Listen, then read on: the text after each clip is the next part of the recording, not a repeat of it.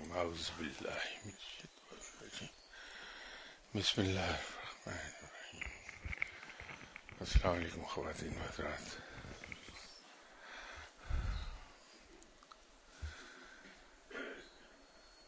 ہم یہاں اکثر و بیشتر اکتساب فیض اور علم حاصل کرنے کی بات کرتے ہیں، اور اس ضمن میں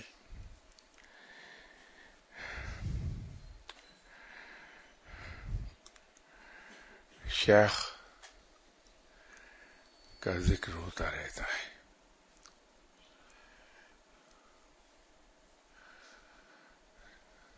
جہاں ہم بات کرتے ہیں کہ شیخ کا احترام، ان کی بات کو ماننے کا لیول وہ کیا ہونا چاہیے، وہاں ایک اور اہم پہلو ہے جس کو ہم عام طور پر ڈسکس نہیں کر پاتے، اور وہ ہے شیخ کی ناراضگی اور شیخ کی خوشی انسان سے.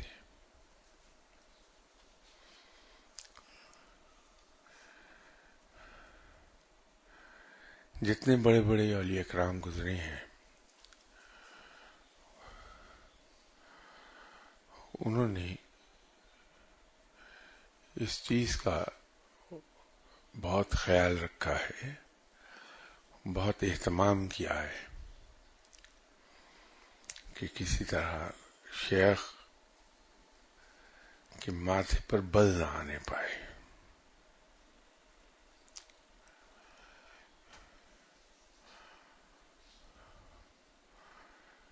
جناب حضرت نظام الدین اولیاء رحمۃ اللہ علیہ صاحب کی شخصیت کسی سے ڈھکی چھپی نہیں ہے. انتہائی جید، جلیل القدر اور ریناؤنڈ ولی اللہ ہیں. آپ دہلی میں آرام فرما رہے ہیں. تو جس زمانے میں یہاں میں ذکر کر رہا تھا کہ جب علم کا حصول ایک درجے تک انسان کر لیتا ہے تو پھر ولایت کی مہر اس کے شانے پر لگتی ہے.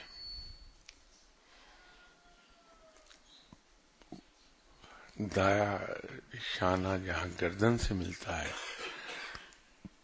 پشت کی طرف سے، وہاں وہ مہر ثبت کی جاتی ہے.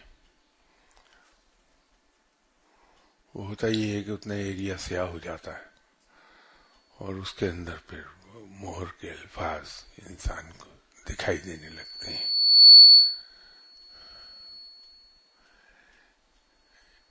یہ مہر منتقل ہوئی تھی آپ صلی اللہ علیہ وسلم سے. در حقیقت یہ وہی مہر ہے جو آپ صلی اللہ علیہ وسلم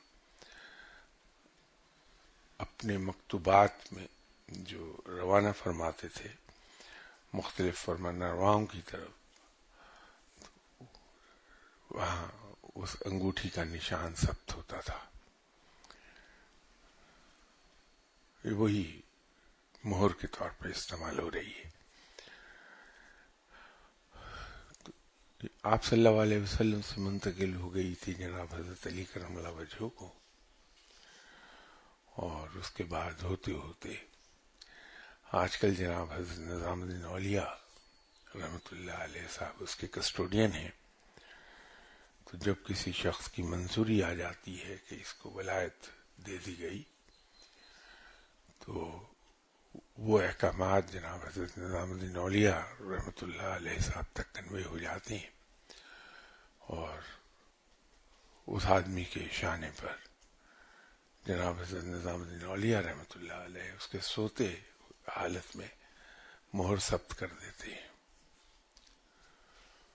جس کے مہر لگتی ہے اس کو بھی پتا اصل میں اس طرح چلتا ہے کہ 3-4 دن اس جگہ پر بہت ہی اریٹیشن ہوتی، کھجلی ہوتی ہے، تو آدمی بار بار کھجلاتا ہے. وہ بات کہیں سے کہیں نکل گئی. تو جناب حضرت نظام الدین اولیاء کا دور جو تھا اس زمانے میں ہندوستان پر حکومت علاؤ الدین خلجی کی تھی.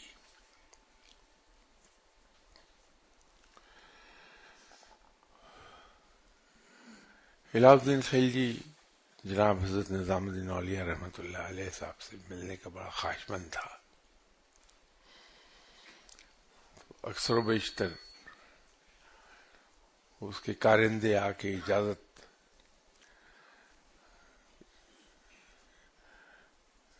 کے لیے کہتے تھے کہ آپ کی خدمت میں بادشاہ حاضر ہونا چاہتا ہے، آپ اجازت میں رحمت فرما دیں. لیکن جناب حضرت نظام الدین اولیاء ہمیشہ اس سے انکار کر دیتے تھے. بالآخر ایک دن علاؤ الدین خلجی نے جناب حضرت نظام الدین اولیاء سے کہا کہ حضرت اب اگر آپ مجھے اجازت نہیں دیں گے تو میں بغیر کسی اجازت کے، بغیر کسی اطلاع کے خانقاہ پر حاضر ہو جاؤں گا. تو جناب حضرت نظام الدین اولیاء رحمۃ اللہ علیہ صاحب نے جوابی پیغام بھجوایا کہ میری خانقاہ میں 2 دروازے ہیں،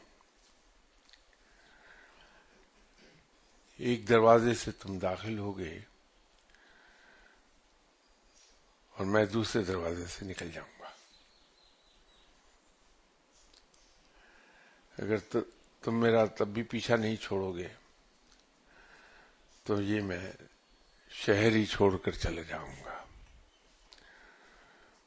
اور اگر تم نے شہر چھوڑ دینے کے باوجود میرا پیچھا نہ چھوڑا تو میں یہ ملک چھوڑ کر چلا جاؤں گا کہ خدا کی سلطنت بڑی وسیع ہے. اس کے بعد علاؤ الدین خلجی نے جناب حضرت نظام الدین اولیاء کے پاس کوئی پیغام نہیں بھجوایا. لیکن حضرت امیر خسرو جو اپنے وقت کے بہت بڑے تاجر تھے اور اکابرین شہر میں ان کا شمار ہوتا تھا، ان سے بادشاہ نے ریکویسٹ کی کہ آپ کے مرشد ہیں جناب حضرت نظام الدین اولیاء، میں ان کی خدمت میں حاضر ہونا چاہتا ہوں، تو کسی دن مجھے اپنے ساتھ لے چلو. تو حضرت امیر خسرو نے، انہیں معلوم نہیں تھا کہ علاؤ الدین خلجی اور جناب حضرت نظام الدین اولیاء رحمۃ اللہ علیہ صاحب کے درمیان کیا معاملات چل رہے ہیں. تو انہوں نے وعدہ کر لیا کہ میں کسی دن لے جاؤں گا. لیکن جب خانقاہ سے کسی نے انہیں ان معاملات کا بتایا تو حضرت امیر خسرو بادشاہ کے پاس گئے اور علیحدگی میں، تنہائی میں اس سے کہا کہ میں نے آپ سے وعدہ تو کیا تھا، لیکن اس وعدہ کرنے کے بعد جب میں نے یہ چاہا کہ میں آپ کا کوئی بندوبست کروں کہ آپ میرے ساتھ چلے تو مجھے خانقاہ سے بتایا گیا کہ مرشد نے تو آپ کو منع کیا ہے، تو میں معافی چاہتا ہوں، میں یہ خدمت نہیں کر سکوں گا آپ کی. تو بادشاہ بہت برہم ہوا کہ تم نے تو وعدہ کیا تھا، وعدہ خلافی کر رہے ہو. تو حضرت امیر خسرو نے کہا کہ بادشاہ سلامت، یہ درست ہے کہ میں وعدہ خلافی کر رہا ہوں،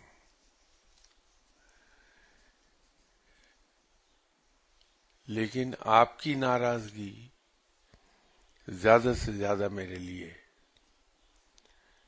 کیا سزا لا سکتی ہے. آپ میرا سر قلم کر دیں گے، یہی میکسیمم آپ کر سکتے ہیں. اس سے میری دنیا ختم ہو جائے گی، اس کی خیر ہے. لیکن اگر میرے مرشد مجھ سے ناراض ہو گئے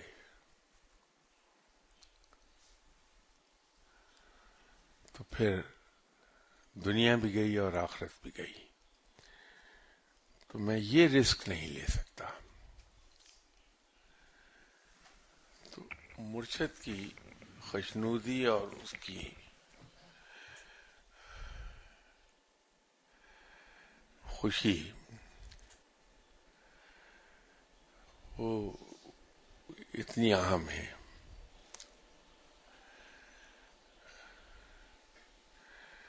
کچھ عرصہ پہلے میں جناب حضرت منصور الحلاج کا ذکر یہاں کر رہا تھا، تو میں نے عرض کیا تھا کہ منصور الحلاج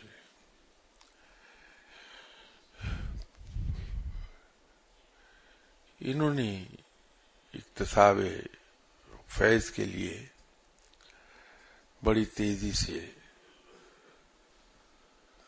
خانقاہیں تبدیل کی ہیں.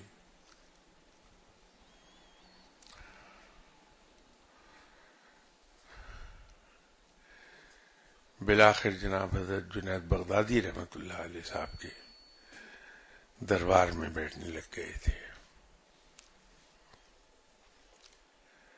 وہاں سے اٹھے اور مکہ جا کے رہنا شروع کر دیا.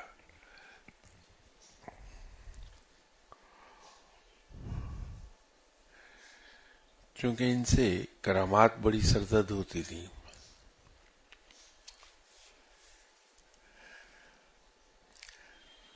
تو ان کے مخالفین کی بھی تعداد بے تحاشا بڑھتی گئی. یہ عام دستور ہے، اور یہ ایک بات کہی جاتی ہے اولیاء کرام کے بارے میں کہ اولیاء کرام کی مخالفین کی تعداد ان کے چاہنے والوں کی نسبت زیادہ ہوتی ہے. تو ایک رف فارمولا ڈیوائز ہوا، وہ یہ ہے کہ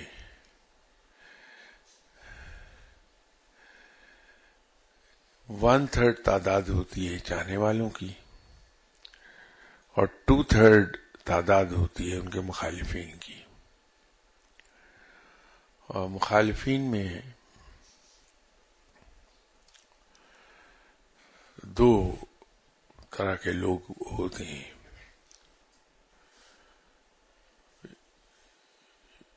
ایک وہ جن کے الفاظ میں، مخالفت کے الفاظ میں کوئی بہت زیادہ شدت نہیں ہوتی، اور ایک حصہ وہ ہوتا ہے جو بڑی شدت سے مخالفت کرتے ہیں.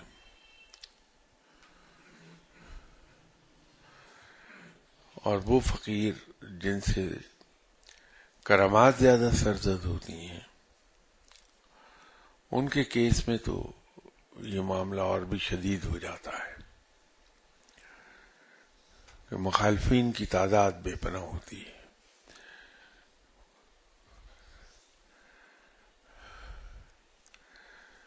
جو کم درجے کی مخالفت روا رکھتے ہیں وہ بھی یہ کہتے ہیں کہ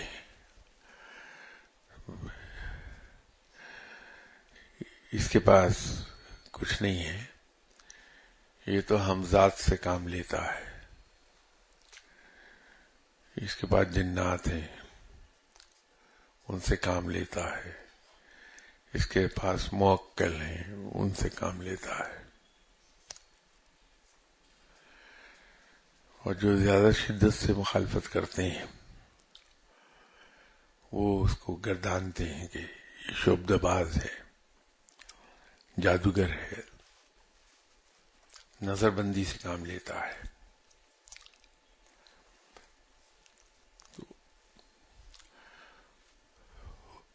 حسین بن منصور الحلاج صاحب تو اگر آپ سادہ زبان میں بات کریں تو کرامات کی ایک مشین تھے اصل میں. کرامات بہت سرزد ہوتی تھیں ان سے.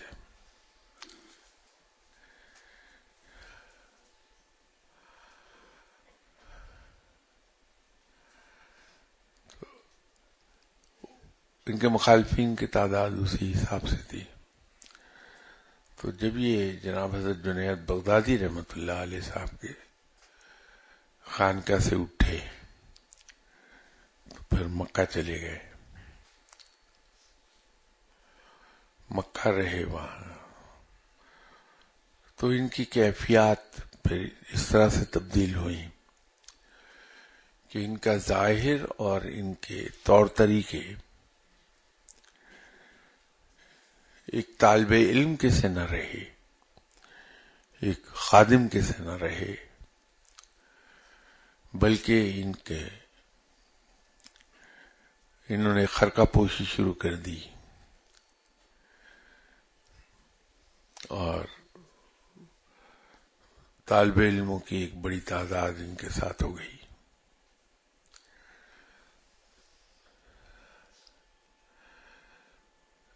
تو جب یہ مکہ سے چلے تو واپس جناب حضرت جنید بغدادی رحمۃ اللہ علیہ صاحب کی خدمت میں حاضر ہو گئے, اس لیے کہ مرشد تھے. لیکن جب یہ مرشد کے خانقاہ پر پہنچے تو دستور کے مطابق انہیں انتہائی عاجزی اور طالب علمانہ انداز میں آنا چاہیے تھا, لیکن وہاں بھی یہ بجائے خادم کے مخدوم کا روپ دھارے ہوئے آئے. تو obviously جناب حضرت جنید بغدادی رحمۃ اللہ علیہ صاحب یہ بات پسند نہیں آئی کہ خرقہ اس وقت پہنا جاتا ہے جب مرشد کہہ دے, مرشد عطا کر دے خرقہ تو پہنا جاتا ہے, مرشد کی اجازت کے بغیر نہیں. اسی طرح بیعت آپ نہیں کر سکتے جب تک کہ مرشد آپ کو اجازت نہ دے دے. لوگوں کے لیے آپ دعائیں نہیں کر سکتے جب تک کہ مرشد آپ کو اجازت نہ دے دے. لیکن جب انہیں حضرت جنید بغدادی رحمۃ اللہ علیہ نے اس رنگ میں دیکھا تو ماتھے پہ بل آ گئے. لیکن بہت بڑے آدمی تھے جناب جنید بغدادی, بڑے تحمل سے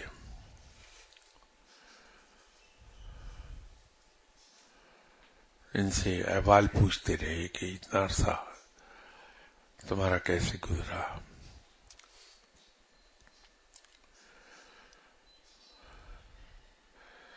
تو جناب الحلاج صاحب میں چونکہ تیزی بہت تھی تو ہوا یہ کہ باوجود یہ جاننے کے کہ جناب حضرت جنید بغدادی رحمۃ اللہ علیہ علم کی گفتگو کے بارے میں بہت محتاط ہیں کہ اپنی محفل میں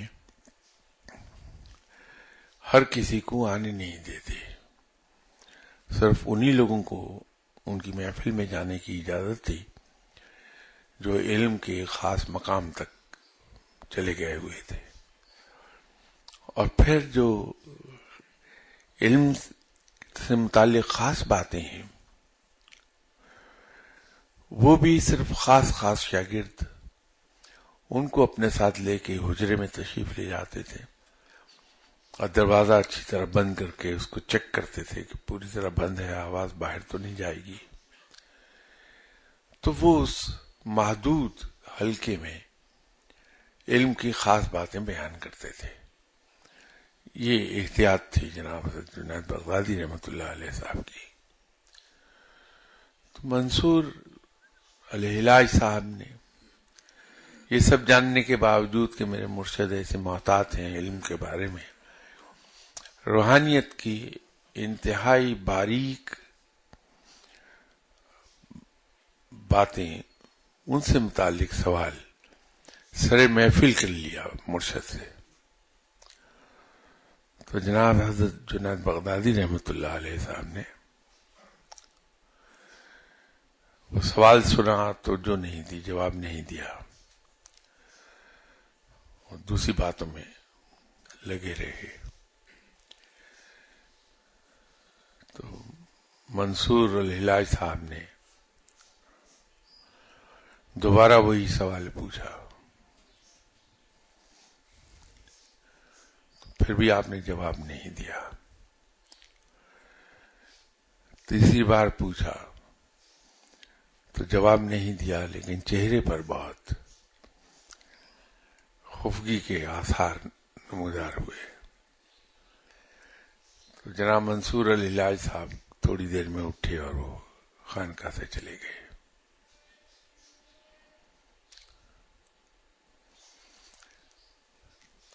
مرشد کی ناراضگی کو دور کرنے کی کوئی کوشش نہیں کی۔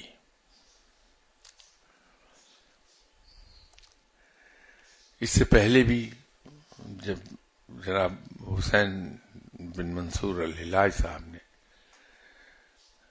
جناب عمر بن عثمان مکی صاحب کی دست مبارک پر بیعت کی تھی، تو ان کی محفل بھی چھوڑ کر چلے گئے تھے اسی طرح، تو وہ بھی ناراض تھے۔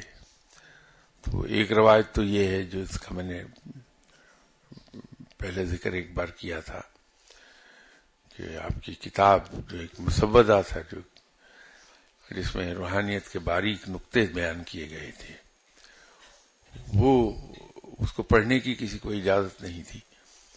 تو روایت یہ ہے، جس کو میں یقین نہیں کرتا، کہ جناب حسین بن منصور الحلاج صاحب نے وہ مرشد کی اجازت کے بغیر وہ کتاب اٹھا لی۔ تو جب ان کے مرشد کو اس کی تلاش بھی نہیں ملی، تو آپ نے بہت بڑی بد دعا دے دی تھی۔ عام طور پر مرشد اتنے چھوٹے دل کے ہوتے نہیں کہ بد دعا دیں، بلکہ یوں کہہ لیجئے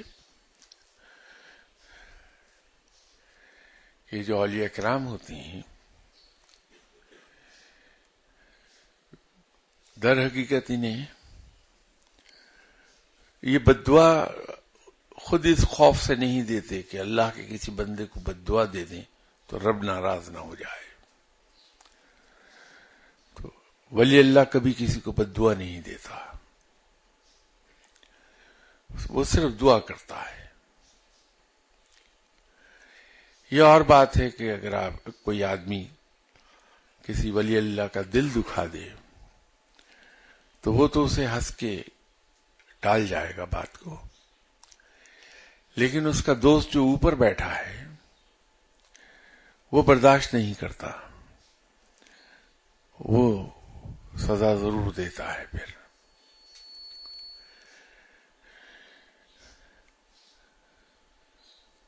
تو اپنے پہلے مرشد کو بھی چھوڑ آئے تھے، جناب حضرت جنید بغدادی رحمۃ اللہ علیہ صاحب کو بھی اسی طرح ناراض کیا انہوں نے۔ اب باوجود علم کے اتنے بڑے مقام پر ہونے کے،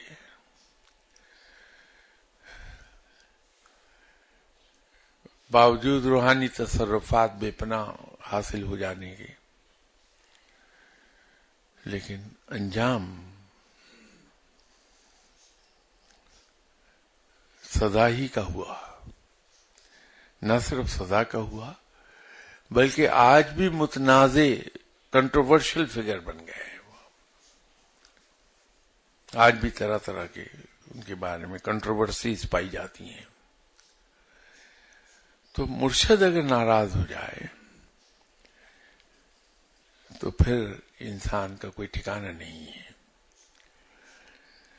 تو مرشد کے بارے میں، شیخ کے بارے میں ہم یہاں تمام پہلوؤں پر بات کرتے ہیں، لیکن یہ پہلو بہت اہم ہے کہ ہم کبھی مرشد کو ناراض نہ کریں.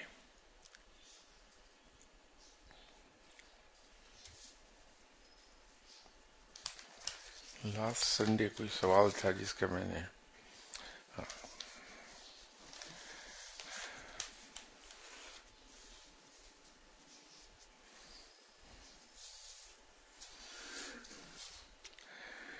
یہ انصاف کا سوال تھا کہ آسمانی بجلی کے گرجنے، چمکنے اور پیدا ہونے کا کنسپٹ اسلام اور سائنس میں کیا ہے؟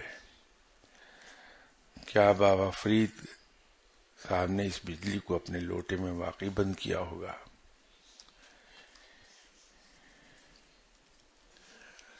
جہاں تک سائنس کی بات ہے تو ہم ارلی کلاسز ہی میں پڑھ لیتے ہیں کہ یہ جو آسمانی بجلی ہے یہ کیا چیز ہے.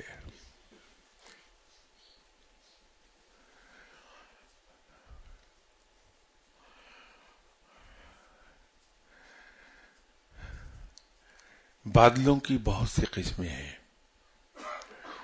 لیکن ایویشن میں فلائنگ کے لیے جو پڑھایا جاتا ہے، پڑھائی تو ساری قسمیں جاتی ہیں، لیکن اس کو 3 میجر کیٹیگریز میں بادلوں کو تقسیم کیا جاتا ہے،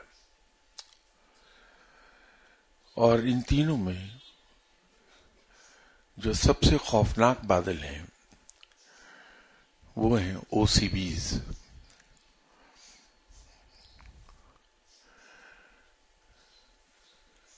اومنی کولمبس کلاؤڈز، اس کا مخفف ہے او بی سیز.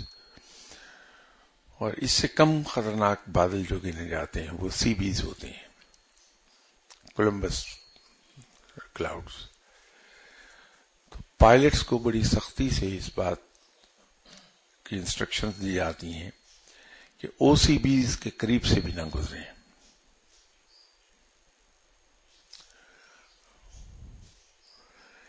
اسی طرح بادلوں میں اگر آپ جہاز میں بیٹھے جا رہے ہیں تو بعض کا آپ دیکھیں گے کہ جہاز اپنا راستہ بدل کے گزر رہا ہے، اور تو آپ کو ونڈو میں سے ایک جگہ بادلوں پر ایک کون اس طرح کھڑی ہوئی دکھائی دے گی. اس کے بارے میں بھی سختی سے انسٹرکشنز یہ ہوتی ہیں کہ جہاں وہ آپ کو دکھائی دے جائے آپ جہاز اس سے 100 میل کے فاصلے سے گزاریے.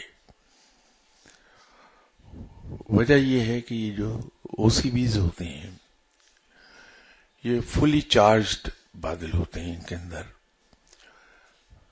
اسٹیٹک چارج پیدا ہوا ہوتا ہے، فلوٹ کر کے دوسرے بادلوں سے رگڑ کھا کے. تو ان میں ایک اسٹیٹک چارج پیدا ہو جاتا ہے. جب آپ پڑھ رہے ہوں گے کلاس 6-7 میں تو فزکس کی کتابوں میں آپ نے ایک چیز پڑھی ہوگی کہ وہاں ایکسپلین کرتے ہیں. بچپن میں جو ہم لوگ کھیلتے تھے کہ پلاسٹک کا کنگا بالوں میں پھیر کے، خشک بالوں میں، تو اس سے کاغذ کے چھوٹے چھوٹے ٹکڑے اٹھا لیتے تھے، تنکے اٹھا لیتے تھے. تو وہ جب ہم پڑھتے ہیں 6-7 کلاس میں یا 8 کلاس میں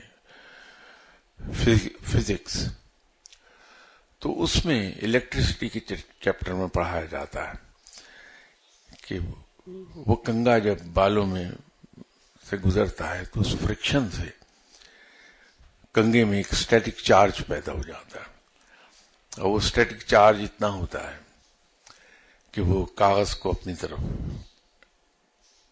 کھینچ لے گا، تنکے کو، چھوٹے تنکے کو اٹھا لے گا وہ. اور اگر رات کے اندھیرے میں اگر آپ خشک بالوں میں کنگا پھیریں گے تو آواز بھی آپ کو سنائی دے گی اور چنگاریاں بھی نظر آتی ہیں. وہ اسٹیٹک چارج ہوتا ہے. وہی اسٹیٹک چارج بادلوں میں پیدا ہوتا ہے. فرق یہ ہے کہ وہاں وہ کروڑ وولٹیج ہوتی ہے اس میں. تو جب ایسے دو بادل قریب آ جائیں ایک دوسرے کے جو اپوزٹ پولز کے ہوں، اے اور بی نیگیٹو، اے اور نیگیٹو اور پلس چارج کے بادل اگر ایک دوسرے کے قریب آ جائے تو ان کے ایک دوسرے کے قریب جانے سے یا رگڑ کھانے سے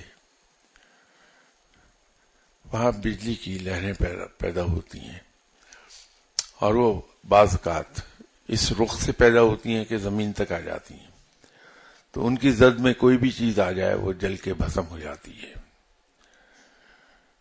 یہ ایک سائنس تو اس کو یوں ایکسپلین کرتی ہے۔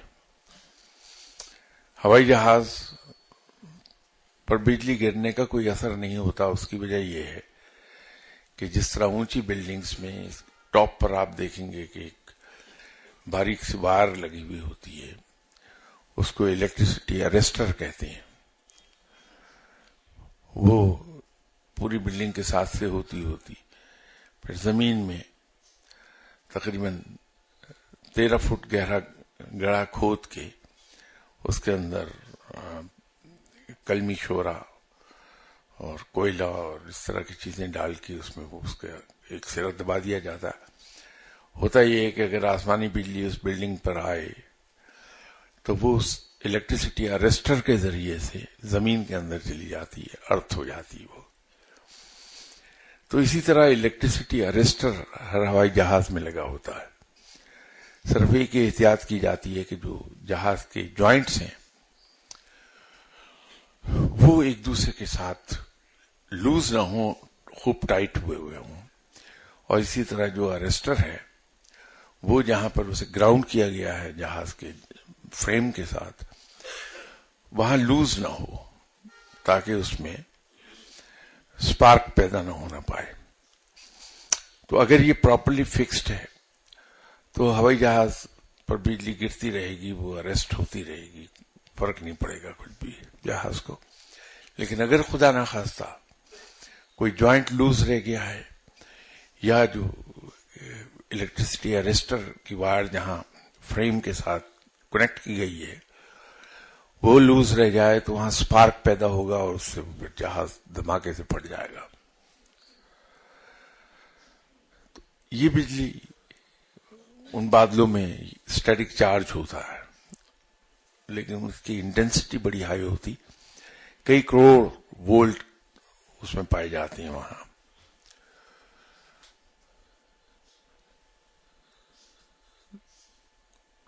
دو اپوزٹ بادل جو ہیں نیگیٹو پازیٹو بادل، ان کے ٹکرانے سے جو شعلہ پیدا ہوتا ہے وہ لائٹ کی صورت میں ہمیں دکھائی دیتا ہے اور کڑک پیدا ہوتی ہے۔ یہ تو اس کی سائنسی توجہ ہے۔ جہاں تک بابا صاحب کے لوٹے میں اریسٹ کرنے کی بات ہے، ظاہر ہے میں اس کا چشمدید گواہ تو نہیں ہوں کہ میں یہ کہہ سکوں کہ ایسا ہوا تھا یا نہیں ہوا تھا، لیکن میں ایک چیز کا گواہ ضرور ہوں کہ میں ایک بار ٹور پر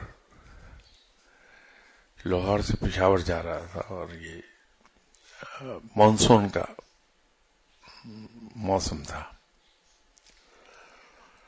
تو مجھ سے چھوٹی سسٹر کے ہسبینڈ ان دنوں ایک نئی کینٹونمنٹ بن رہی تھی، اس میں پوسٹڈ تھے سنجوال پر، تو ویرانہ تھا وہاں ریگستان میں سے 10 فٹ 12 فٹ چوڑی آرمی نے سڑک ایک نکالی ہوئی تھی جو جی ٹی روڈ سے سنجوال تک جاتی تھی۔ تو والدہ نے مجھے کہا کہ ادھر سے تم گزرو گے، مجھے وہاں ڈراپ کرتے جاؤ، تو میں والدہ کو ڈراپ کرنے سسٹر کے گھر پہ گیا۔ میرے مرشد صاحب میرے ساتھ تھے۔ جب ہم واپس آ رہے تھے تو بڑے کالے سیاہ بادل، او سی بیز عام طور پہ سیاہ ہوتے ہیں، وہ چھا گئے ہوئے تھے آسمان پر۔ تو میں نے یہ دیکھا کہ آسمانی بجلی وہ میرے بونٹ پر ڈانس کرتی ہوئی، تو پھر آہستہ آہستہ بونٹ سے ہوتی ہوئی فرنٹ بمپر پہ، وہاں سے زمین پہ، سڑک پہ میری گاڑی کے آگے آگے جا رہی ہے. تو بائی نیچر میں ذرا گاڑی تیز چلاتا ہوں، وہ ٹھیک ٹھاک سپیڈ تھی، لیکن وہ بجلی میرے آگے آگے گئی. تو میں نے اپنے مرشد صاحب سے کہا کہ حضور یہ دیکھ رہے ہیں کیا ہے؟ تو کہنے لگے تم نے اب دیکھا ہے؟ تو یہ بہت دیر سے تمہاری گاڑی پر تھی. تو میں نے کہا مجھے معلوم ہے چھت پر تھی یہ. میں تو فرمانے لگے کہ میں اس لیے نہیں بولا کہ ڈر نہ جاؤ. تو میں نے کہا نہیں، ڈرنا کیا اس سے، بجلی سے کیا ڈرنا. تو کہنے لگا لو ابھی اس کو ہٹا دیتے ہیں. یہ میرے سامنے کا واقعہ ہے، اس میں کہیں کوئی مبالغہ نہیں. تو ونڈ سکرین کے قریب اپنا ہاتھ لے جا کے کہنے لگے کہ ہٹ جاؤ بھی یہاں سے، راستہ چھوڑ دو. تو اگلے ہی لمحے وہ بجلی پہاڑ پر چمک رہی تھی، دور، کئی میل دور.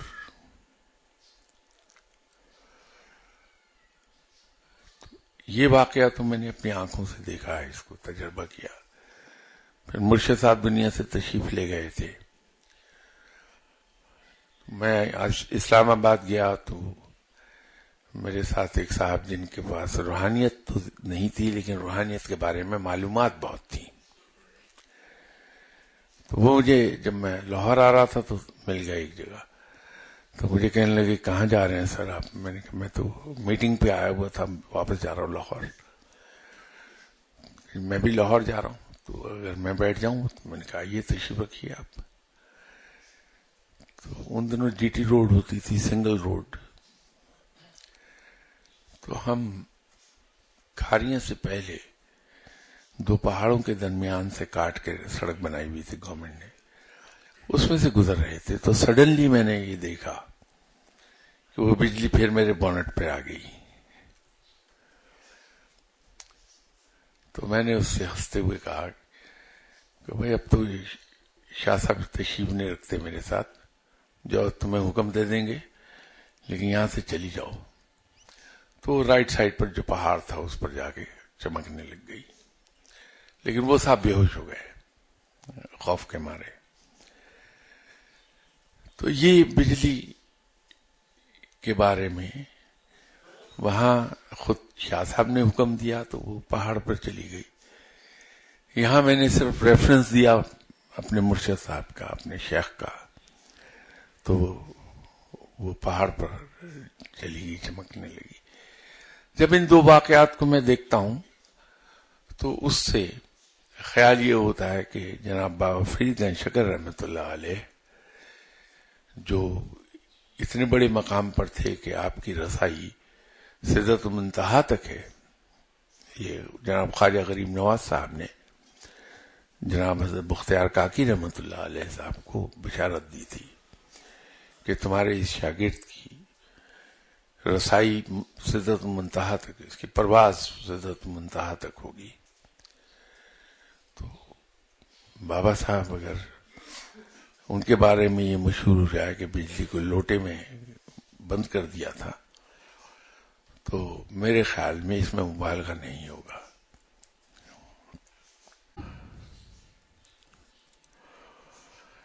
یہ ایک سوال ہے کہ اسلام ہمیں زندگی کا ایک جنرل اور براڈر مقصد تو بتاتا ہے، لیکن انفرادی طور پر ہر انسان کا اپنا ایک انفرادی رول بھی ہے. ایسے حالات میں جبکہ ایک فرد اپنی زندگی کی سمت کا تعین نہ کر سکے اور اسے یہ احساس بھی شدت سے ہو کہ وہ اللہ کی دی ہوئی نعمتوں یعنی وقت اور ذہنی اور جسمانی صلاحیتوں کو ضائع کر رہا ہے، کیا کیا جائے؟ انفرادی طور پر ایک انسان اپنی سمت کا تعین کیسے کرے تاکہ وہ اپنا بھرپور رول ادا کر سکے سوسائٹی میں؟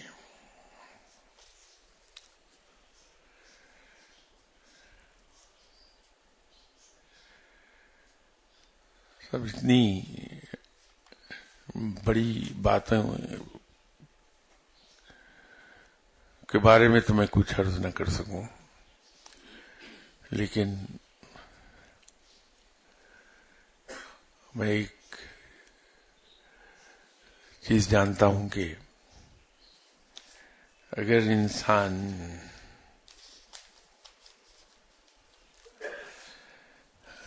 صرف ایک کام کر لے کہ اسلام کے بتائے ہوئے اصولوں کے مطابق زندگی کو ڈھال لے، جس کو ہم روزمرہ کی زندگی میں رب کی بندگی کہتے ہیں،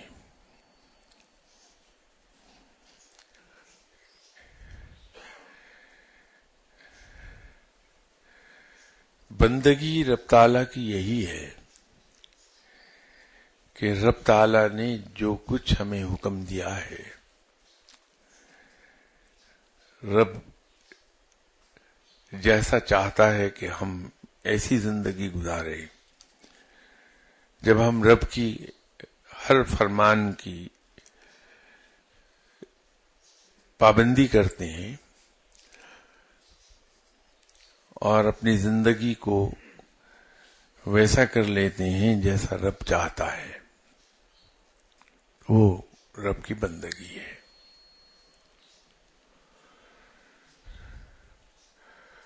تو ہم اپنی زندگی کو اسلام کے اصولوں کے مطابق ڈھال لیتے ہیں اور زندگی کا صرف ایک مقصد مقرر کر لیتے ہیں، اپنا ایک آبجیکٹو بنا لیتے ہیں اپنی لائف کا، اور وہ آبجیکٹو بڑا سادہ سا ہے، سمپل، اس میں کوئی اتنی بڑی راکٹ سائنس انوالو نہیں ہے۔ وہ یہ کہ میری عبادات صرف رب کے لیے ہیں اور میرا جینا دوسروں کے لیے ہے۔ تو جب انسان اپنے لیے نہیں دوسروں کے لیے جینا شروع کر دے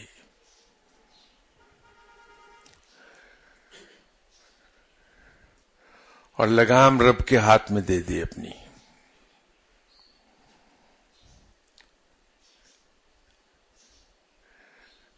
تو انسان اپنا رول خود ادا کرنے لگتا ہے۔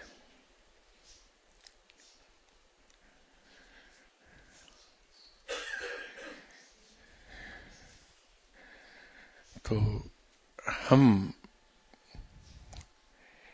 یہ نہ دیکھیں کہ وقت اور ذہنی اور جسمانی صلاحیتیں ضائع ہو رہی ہیں یا نہیں، ہم صرف ایک بات پہ زور دے دیں کہ ہم اپنی زندگی کو ڈھال لیں اسلام کے اصولوں کے مطابق، اور ہم اللہ کی عبادت کرتے رہیں اور لوگوں کے لیے جیتے رہیں۔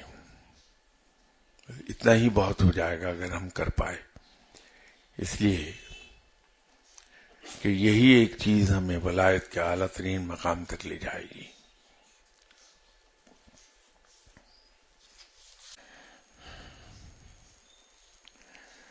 انشاءاللہ تعالی اگلی اتوار بشرط زندگی آپ سے ملاقات ہوتی۔ السلام علیکم۔